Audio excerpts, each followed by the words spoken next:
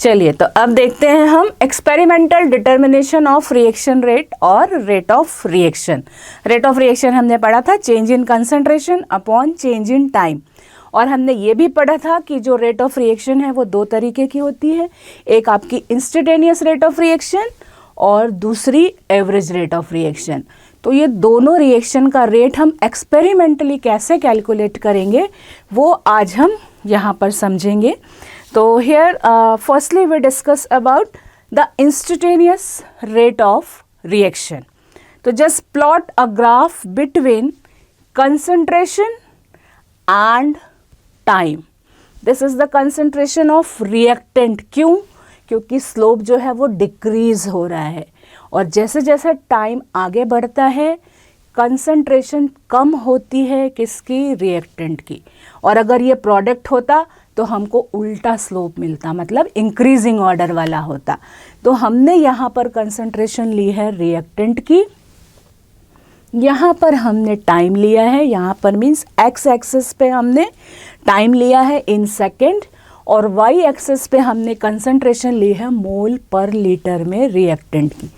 As the time increases concentration decreases.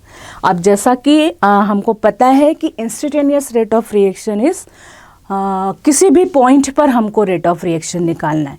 तो suppose हमने एक टाइम सेलेक्ट कर लिया, that is x here, this is the x point, इस पे हमको रेट ऑफ रिएक्शन निकालनी है।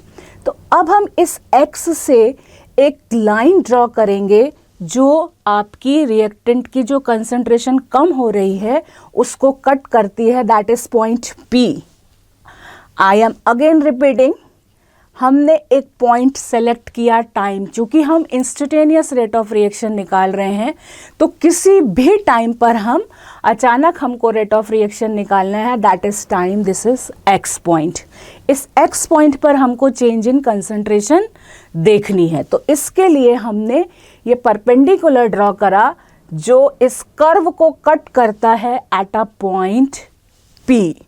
ओके, अब हमने यहाँ पर एक टेंडेंट ड्रॉ करा है जो P पॉइंट को कट करते हुए एक्स एक्सिस को कट करता है B पॉइंट पर और Y एक्सिस को कट करता है A पॉइंट पे। तो this is the distance O to ये दिस वन A, ठीक है, ये A पॉइंट, ये हमारा O point. This is the change in concentration and O to